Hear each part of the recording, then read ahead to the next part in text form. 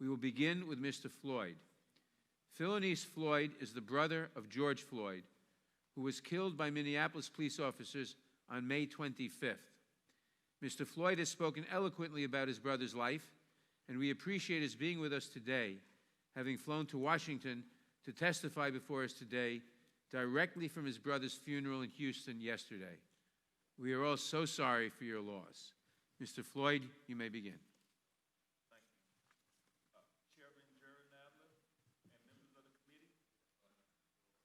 you. Chairman Gerald Nadler and members of the committee. Chairman Gerald Nadler and members of the committee, thank you for the invitation here today to talk about my big brother, George. The world knows him as George, but I called him Perry. Yesterday, we laid him to rest. It was the hardest thing I ever had to do. I'm the big brother now, so it's my job to comfort my brothers and my sisters, Perry's kids, and everyone who loved him. And that's a lot of people.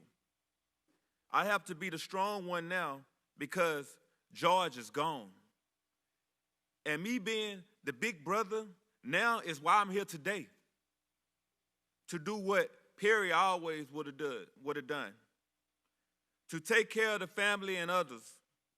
I couldn't take care of George that day he was killed, but maybe by speaking with you today, I can make sure that his death will not be in vain. To make sure that he is more than another face on a t-shirt, more than another name on a list that won't stop growing. George always made sacrifices for our family, and he made sacrifices for complete strangers. He gave the little that he had to help others. He was our gentle giant. I was reminded of that when I watched the video of his murder. He called all the officers sir. He was mild-mannered. He didn't fight back. He listened to all the officers. The man who took his life, who suffocated him for 8 minutes and 46 seconds, he still called them sir as he begged for his life. I can't tell you the kind of pain you feel when you watch something like that.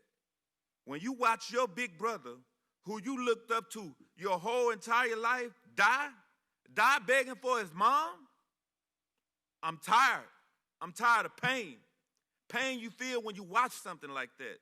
When you watch your big brother, who you looked up to for your whole life, die begging for his mom. I'm here to ask you to make it stop. Stop the pain. Stop us from being tired. George called for help, and he was ignored. Please listen to the call I'm making to you now, to the calls of our family and the calls ringing out the streets across the world. People of all backgrounds, genders, and races have come together to demand change. Honor them, honor George, and make the necessary changes that make law enforcement the solution and not the problem. Hold them accountable when they do something wrong. Teach them what it means to treat people with empathy and respect. Teach them what necessary force is. Teach them that deadly force should be used rarely and only when life is at risk. George wasn't hurting anyone that day. He didn't deserve to die over $20. I'm asking you, is that what a black man is worth? $20? This is 2020. Enough is enough. The people marching in the streets are telling you enough is enough. By the leaders that in our country, the world needs the right thing. The people elected you to speak for them, to make positive change. George's name means something. You have the opportunity here today to make your names mean something too. If his death ends up changing the world for the better, and I think it will, then he died as he lived. It is on you to make sure his death is not in vain. I didn't get the chance to say goodbye to Perry while he was here. I was robbed of that.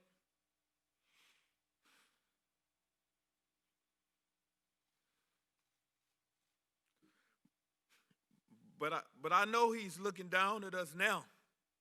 Perry, look up at what you did. Big brother, you changed the world. Thank you for everything, for taking care of us when on earth, for taking care of us now. I hope you found Mama and you can rest in peace with power. Thank you.